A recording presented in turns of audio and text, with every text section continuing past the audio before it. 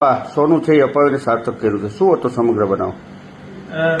લીંબડી જે police station છે ત્યાં એક એવો બનાવ હતો કે 31 લાખ રૂપિયા અને આમાં જે 70 તોલાની આસપાસ જે સોનું હતો એ વ્યાજ બટા આધારિત લોકો લઈ લીધો હતો. તો એવી ન્યૂઝ મળ્યા પછી જે ડીવાયએસપી લીંબડી છે એ લીંબડી દ્વારા આ જે સંપૂર્ણ જે કાર્યવાહી હતી અમે બહુ સારી રીતે લીંબડી દ્વારા કરવામાં આવેલ છે.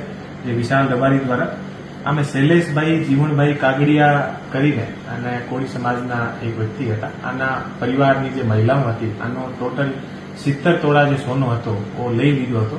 તો આ જે એ લોકો એ બહેનો અમારા ઓફિસ અને વિશાલ પાસે ગઈ તો આ પર ઝડપથી કાર્યવાહી કરીને અને 2 દિવસના અંદર જે 70 તોલા સોનો હતો એ અત્યારે પોલીસ દ્વારા આ તમામ બહેનોને પરત અપાવ્યો છે. અને બહેનો અત્યારે જે છે અમારા ઓફિસ પોલીસનો આભાર માનવા માટે આવી છે. અને લગભગ જે 70 તોલા સોનો છે એ અત્યારે 1 કરોડના પ્લસના રૂપિયાનો છે.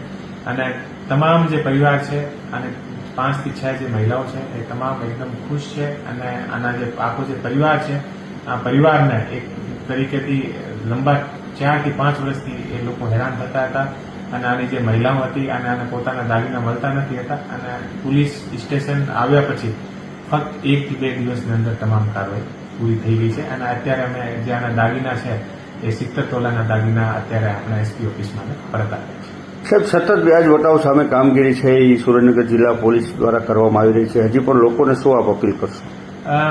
હું લોકોને એટલું કહેવા માંગુ છું કે અમારી જે સુરેન્દ્રનગર જિલ્લાની જે પોલીસની ટીમ છે એ ડીવાયએસપી અને પીઆઈના નેતૃત્વમાં બહુ સારી રીતે આ જે વ્યાજ વટા અને બીજી તમામ જે કોઈ પણ જાતની લોકોને હેરાનગતિ થાય છે અમે કામ કરી રહી છે. અને કોઈને કોઈ પણ જાતની પરેશાની હોય તો કોઈ પણ ખોટા પગલાં ભર્યા વગર અમારા ઓફિસ યા કોઈ પણ ડીવાયએસપી યા પીઆઈ પાસે સંપર્ક કરશે તો આની સમસ્યાનો નિકાલ ચોક્કસ આવશે.